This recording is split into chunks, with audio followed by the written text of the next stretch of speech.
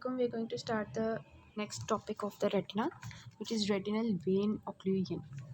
उससे पहले तो सबसे पहले आपके पास जनरल कॉन्सेप्ट होना चाहिए कि आपका हार्ट होता है और उसमें से आर्टरीज़ जो होती हैं वो पूरी बॉडी को सप्लाई कर रही होती हैं ब्लड को, ठीक है। और कैपिलरीज़ होती हैं, फिर वेन्यूल्स होती हैं, फिर हमारे पास वेन्स होती हैं और वो हमारे हार्ट में जाती हैं। किसी भी ऑर्गन को ब्लड सप्लाई इसी के थ्रू जा रहा होता है, ठीक है।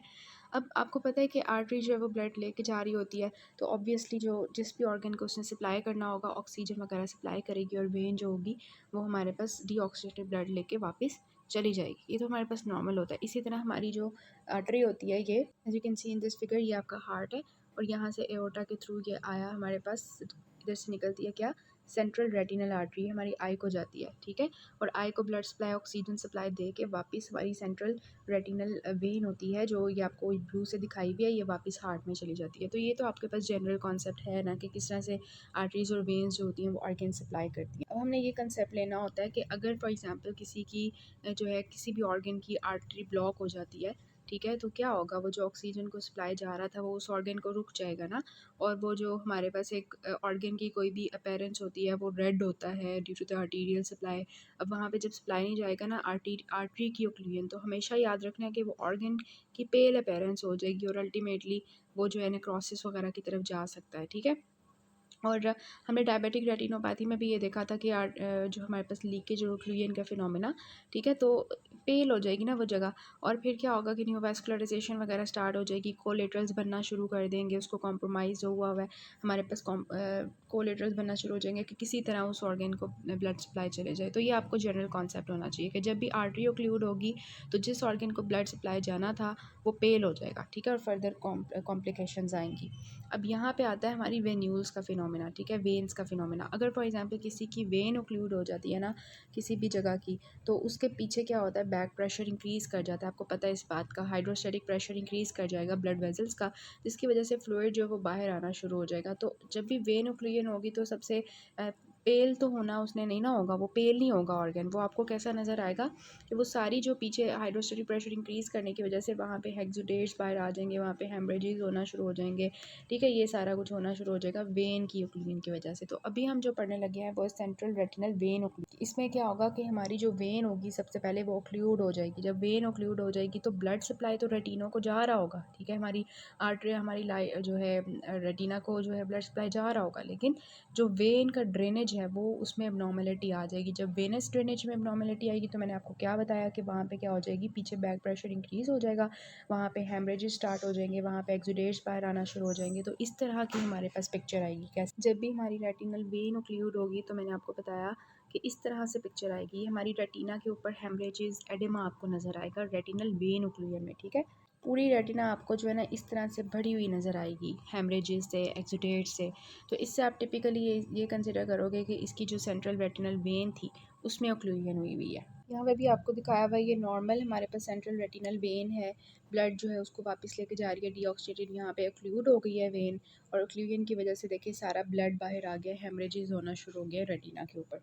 अब जो सेंट्रल रेटिनल वेन होती है ना, ऑब्वियसली ये सेंट्रल रेटिनल वेन है अगर, तो ये यहाँ से निकलेगी ना, कहाँ से निकलेगी, यहाँ पे ना हमारे पास होता है ये वाला जो रीजन होता है ना, इसको लेमिना क्रिब्रोजा कहते हैं। ये वाला जो ऑप्टिक नर्व का रीजन होता है ना, यहाँ पे लेमिना क्रिब्रोजा होता है। आपको मैंने बताया था जब मैंने ऑप्टिक नर्व पढ़ाई थी। तो लेमिना क्रिब्रोजा में से ना हमारे पास जो है अंदर जो आई के अंदर स्ट्रक्चर्स आ रहे होते हैं, उसमें हमारी सेंट्रल रेटिनल आर्टरी होती है, वो अंदर आ रही होती है इसके थ्रू, लेमिना क्रिब्रोजा के थ्रू, ठीक है। और यहाँ से जो बाहर चीज़ें जा रही होती हैं उसमें सेंट्रल रेटिनल वेन होती है और ऑप्टिक नर्व होती है, ठीक है, मतलब कि आई से बाहर जा रही होती हैं। तो अब लेमिना क्रिब्रोसा के पॉइंट पे आगे हमारे पास जो है सेंट्रल रेटिनल वेन होती है, ठीक है। सेंट्रल रेटिनल वेन जो होती है ये लेमिना, ये जो ब्लू कलर का आपको येलो कलर का दिखाया हुआ है, दिस इज़ एक्चुअली द वो वाला पॉइंट जहाँ से वो अंदर आ रही है, जो है सॉरी सेंट्रल रेटिनल वेन वापस जा रही है, ठीक है, आई के थ्रू अंदर की तरफ, ठीक है। और ये जो है ना इसकी इन्होंने बताई हुई है कि ये ब्रांचेज़ हैं, ये जो आगे सारी ये ब्रांचेज़ दिखाई हुई है रेटिनल वेन की, ब्रांचेज़ दिखाई हुई हैं सारी, कि वो हमारे पास मतलब ये हो सकती हैं, ये सारी इसकी ब्रांचेज़ है ना, अंदर आके वो ब्रांचेज़ देगी ना और वहाँ से सारा ब्लड जो है वो फिर अंदर की तरफ ड्रेन होगा सेंट्रल रेटिनल वेन के थ्रू, ठीक है।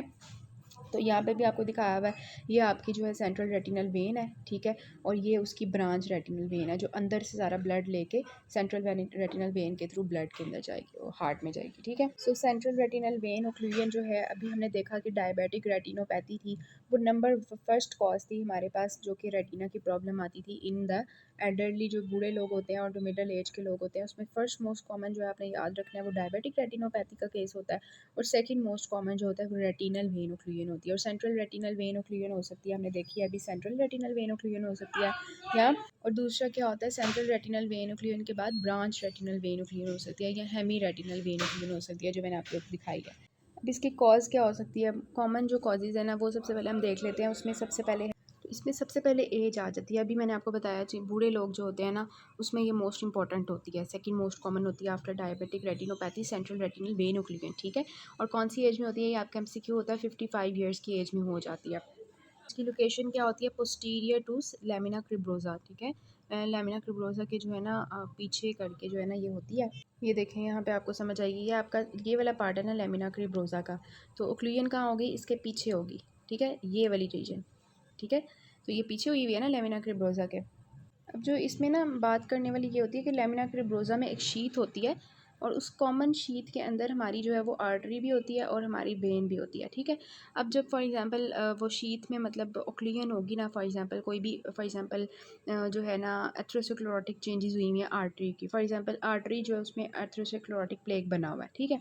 तो ऑब्वियसली जब आर्टरी के अंदर एथ्रोस्क्लेरोटिक मतलब प्लेग बना होगा तो वो हमारी वेन को भी कंप्रेस करेगा ना, क्योंकि उनकी शीथ कॉमन है, तो वेन कंप्रेस हो जाएगी ना, तो वो बता रहे हैं कि यहाँ पे एक्चुअली एथ्रोस्क्लेरोटिक जो चेंजेस होती हैं आर्टरी की वो कंप्रेस कर सकती हैं हमारी सेंट्रल रेटिनल वेन की को, जिसकी वजह से उसकी ओक्लूजन हो जाती है। और यहाँ पे भी ऐसे हो सकता है ना, रेटिना के अंदर अगर हम बात करें तो अगर यहाँ पे अगर आर्टरी के अंदर जो है वो कोई एथ्रोस्क्लेरोटिक प्लेग बना हुआ है जहाँ पे ये आर्टरी वेन को क्रॉस कर रही होगी, फॉर एग्जांपल दिस पॉइंट, यहाँ पे देखिए आर्टरी वेन को क्रॉस करिए, यहाँ पे भी अगर आर्टरी के अंदर कोई एथ्रोस्क्लेरोटिक प्लेग बना होगा तो वो हमारी वेन को कंप्रेस कर सकता है, ठीक है। तो ऐसे भी हो सकता है कि लैमिना क्रिब्रोजा के पीछे हो जाए, ऐसे भी हो सकता है कि अंदर हो जाए। अगर तो बाहर यहाँ पे होगा तो ये जो है पोस्टीरियर होगा लैमिना क्रिब्रोजा के, तो इसकी वजह से सेंट्रल रेटिनल आर्टरी जो है वो वेन होगी उसकी ओक्लूजन होगी, और अगर इधर होती है हमारे पास अंदर की तरफ जो है बाहर की तरफ यहाँ पे करके ना रेटिना के ऊपर, तो ये ब्रांच सेंट्रल वेन ओक्लूजन हो जाएगी। ये इन्होंने लिखा हुआ है कि मोस्टली इन बूढ़े लोगों में ना एथ्रोस्क्लेरोसिस की वजह से ओक्लूजन हो जाती है। दूसरा जो कॉज़ होता है वो सिस्टेमिक हाइपरटेंशन होता है, ये मोस्ट कॉमन कॉज़ है, और इसकी वजह से 2/3 केसेस आते हैं ब्रांच रेटिनल वेन ओक्लूजन के, ठीक है। उसके बाद ऑब्वियसली हाइपरटेंशन है ना, तो वो भी हमारी वेन्स को जो है वो जो है वो डिस्टर्ब करेंगे। डायबिटीज़ मेलाइटस, डायबिटीज़ के जो लोग होते हैं उनमें 10% केस होता है, लेकिन मोस्ट कॉमन हाइपरटेंशन होती है।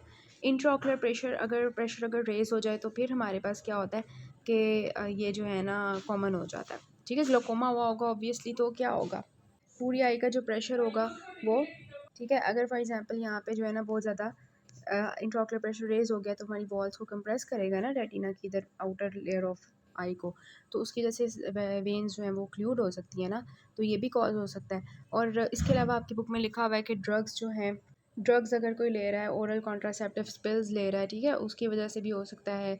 और इसके अलावा स्मोकिंग जो लोग करते हैं उनमें भी इसका इंसिडेंस ज़्यादा होता है। तो कॉमन कॉजेज़ यही हैं हमारे पास के एज हो गई, hypertension, diabetes, intraocular pressure raise हो जाता है, ओरल कॉन्ट्रासेप्टिव पिल्स लेने वाले लोग या स्मोकिंग करने वाले लोग। अनकॉमन कॉज में ये हो सकता है कि हाइपर विस्कोसिटी हो जाए ब्लड की, ठीक है, विस्कस हो जाए हमारा ब्लड। फॉर एग्जांपल ल्यूकीमिया या पॉलीसाइथीमिया में क्या होता है कि ल्यूकीमिया में फॉर एग्जांपल WBC ज़्यादा होंगे, पॉलीसाइथीमिया में RBC ज़्यादा होंगे, तो ऑब्वियसली हमारी ब्लड को जो है उसकी थिकनिंग कर देंगे, ठीक है, उसकी वजह से वेन ओक्लूजन हो सकती है। या थ्रोम्बोफिलिक डिसऑर्डर्स हो सकते हैं, लाइक हमारे पास हाइपर होमोसिस्टिनीमिया, ठीक है, होमोसिस्टीन का लेवल हमारे जो ब्लड में ज़्यादा हो जाए ना तो वो थ्रोम्बस फॉर्मेशन में ज़्यादा एड करता है। इन्फ्लेमेशन हो जाए, फॉर एग्जांपल ईल्स डिजीज़ होती है, इसमें जस्ट आपने इन्फ्लेमेशन, लोकल कॉजेज़ ये याद कर लेने हैं, कोई इतना खास याद करने की ज़रूरत नहीं है, ठीक है। तो ये सारे कॉजेज़ हैं जिनकी वजह से सेंट्रल रेटिनल वेन ओक्लूजन हो सकती है। मोस्टली आपने कॉमन कॉजेज़ याद रखने हैं। फिर हम करते हैं इसकी इन्वेस्टिगेशंस जो हैं वो आप खुद मुझे बताएंगे। देखें एज जो है उसको तो हम कंट्रोल नहीं कर सकते ना, लेकिन एथ्रोस्क्लेरोसिस को चेक करने के लिए आप क्या इन्वेस्टिगेशन करवा सकते हैं, आप पेशेंट की जो है वो एथ्रोस्क्लेरोसिस के लिए क्या करवा सकते हैं, आप उसका जो है वो चेक करेंगे, लिपिड प्रोफाइल चेक कर लेंगे ना। तो ये आप लिपिड प्रोफाइल चेक करेंगे एथेरोस्क्लेरोसिस के लिए। हाइपरटेंशन के लिए अगर कोई पेशेंट है तो आप क्या करवाएंगे, उसका ब्लड प्रेशर चेक करेंगे, ठीक है। आप कॉजेज़ वो फाइंड करें ना, कौन सा कॉज है। उसके बाद आप जो है डायबिटीज़ के लिए क्या करवाएंगे, आप जो है वो ब्लड शुगर लेवल चेक करवाएंगे, ठीक है। उसके बाद हमारे पास जो है आ जाएगा कि इंट्राऑकुलर प्रेशर रेज है, तो उसके लिए आप क्या इन्वेस्टिगेशंस करवा सकते हैं। आप उसकी जो है वो उसका जो है इंट्राऑकुलर प्रेशर जो है टोनोमेट्री वगैरह से चेक करेंगे, ठीक है, कि उसका जो है वो क्या इंट्राऑकुलर प्रेशर रेज तो नहीं है। उसके बाद आप जो है वो ड्रग्स, उससे हिस्ट्री लेंगे ना इन्वेस्टिगेशंस में कि आप कोई ड्रग्स तो नहीं यूज़ कर रहे थे, ओरल कॉन्ट्रासेप्टिव पिल्स, और स्मोकिंग की उससे हिस्ट्री ले लेंगे। तो इस तरह से आप इन्वेस्टिगेशंस करेंगे ना। तो यहाँ पे वही लिखी हुई है, ब्लड प्रेशर चेक करेंगे हाइपरटेंशन के लिए, ब्लड शुगर चेक करेंगे डायबिटीज़ को रूल आउट करने के लिए, लिपिड प्रोफाइल आर्थरोस्क्लेरोसिस के केस में, ठीक है। इसके अलावा जो उन्होंने लिखा हुआ है कि ये वाली CBC या ESR, ये आप इसलिए करवा लेते हो कि अभी हमने वो कोई मतलब इन्फेक्शन को रूल आउट करने के लिए कि WBC जैसे भी हमने देखा है ना, वो ल्यूकीमिया भी कॉज हो सकता है, पॉलीसाइथेमिया भी कॉज हो सकता है, तो उसको रूल आउट करने के लिए, या इन्फ्लेमेशन अभी हमने अनकॉमन कॉजेज़ में देखा है तो वो हम रूल आउट करने के लिए, ठीक है। और इसके अलावा इन्फ्लेमेशन में ना एक हमने पीछे देखा है सार्कोडोसिस, जिसमें वास्कुलाइटिस हुआ होता है। सार्कोडोसिस के लिए ना हम ये ANSA टेस्ट करवाते हैं वास्कुलाइटिस को रूल आउट करने के लिए, ठीक है। और बाकी है कि anti DNA auto immunity check करने के लिए कि पेशेंट को कोई ऑटो इम्यूनिटी की वजह से तो नहीं उसकी सेंट्रल रेटिनल वेन ओक्लूजन हो गई, प्लाज्मा प्रोटीन इलेक्ट्रोफोरेसिस, तो ये सारी इन्वेस्टिगेशंस आप खुद भी लिख सकते हैं।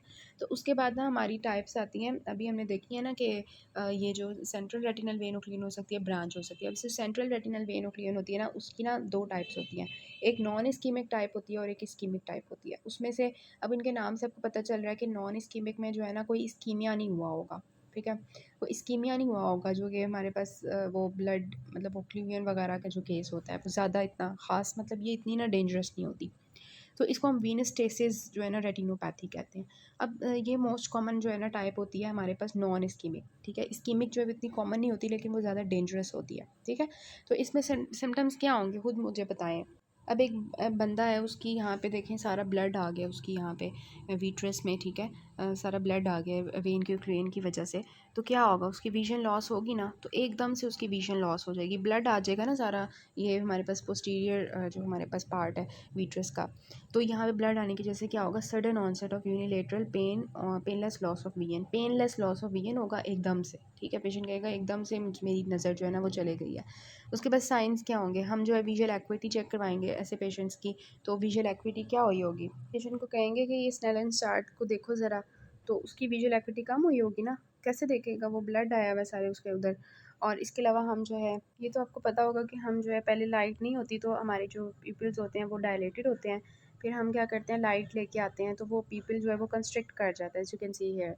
और फिर जो है अगर तो जो हमारे पास होगा मतलब ये जो होता है ना जिसमें वेन की क्लीन हो जाती है, तो ऐसे लोगों में ना हमारे पास क्या होता है कि एफरेंट प्यूपिलरी डिफेक्ट आ जाता है, वो एब्सेंट भी हो सकता है, माइल्ड भी हो सकता है। हम लाइट एक लेके आते हैं, प्यूपिल जो है वो डायलेट रहता है, वो कंस्ट्रक्ट नहीं करता, ठीक है, बिकॉज वहाँ पे हमारे पास जो है ना ऑप्टिक नर्व में भी प्रॉब्लम आना शुरू हो जाती है ना। अच्छा, उसके बाद हम करते हैं फंडस की एग्जामिनेशन। इससे पहले आपकी बुक में लिखा हुआ है कि आप ना वो करवाते हो जो है IOP चेक करवाते हो, तो वो जो है ना रेज होता है, ठीक है, एडिमा हुआ होता है ना, तो वो हमारी उसकी एंगल को ब्लॉक कर सकता है। अच्छा, उसके बाद हम फंडस एग्जामिनेशन करवाते हैं आपकी। ये फंडस एग्जामिनेशन बहुत इंपॉर्टेंट है, ये आपके हॉस्पिटल में भी आती होती है कि right the fundus examination of the venous central retinal vein occlusion, ठीक है।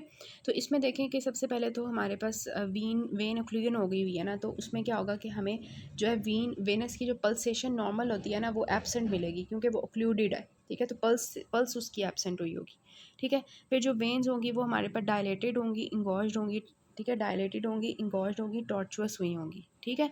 देखें इधर से हमारे पास वेन जो है वो ओक्लूड हो गई है ना, तो उससे पीछे वाली वेन जो है वो डायलेट हो जाएगी ना, ठीक है। तो यही होगा ना, तो उसके पीछे वाली वेन जो है वो डायलेट हो जाएगी, टॉर्चुअस हो जाएगी। उसके बाद हम जो है ये फंडस हम देख रहे हैं, इसमें आपको क्या नज़र आ रहा है, पूरी आपको जो है ना ऐसे लग रहा है पूरा का पूरा जो है ना ब्लड से भरा हुआ है आपका ये, ठीक है। तो ये आपके पास जो है ना टोमेटो स्प्लैश पेरेंट्स देता है, ये आपने याद रखना है, ये आपकी बुक में लिखा हुआ है मेरे हाल से। तो टोमेटो स्प्लैश पेरेंट्स ऐसे लगता है किसी ने ऊपर ना टोमाटो फेंका है और वो सारा जो है ना स्प्लैश हो गया, ठीक है।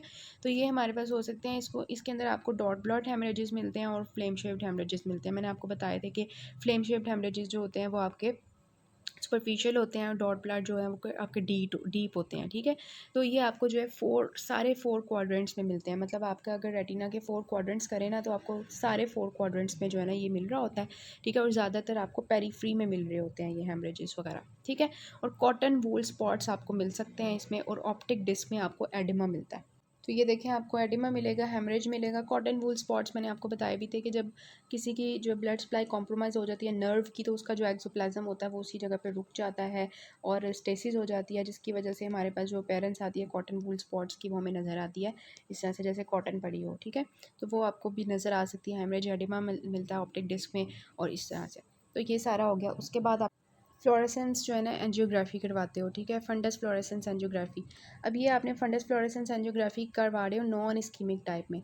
नॉन इस्कीमिक टाइप में आप जब वो डाई डालोगे फ्लोरेसेंस वाला, ठीक है, तो वो डाई क्योंकि हमारे पास कोई इस्कीमिया तो नहीं हुआ हुआ ना, तो सारी जगह पे आपको फ्लोरेसेंस मिल रही होगी, ठीक है। तो परफ्यून एरियाज में आपको फ्लोरेसेंस में नज़र आ रहे होंगे।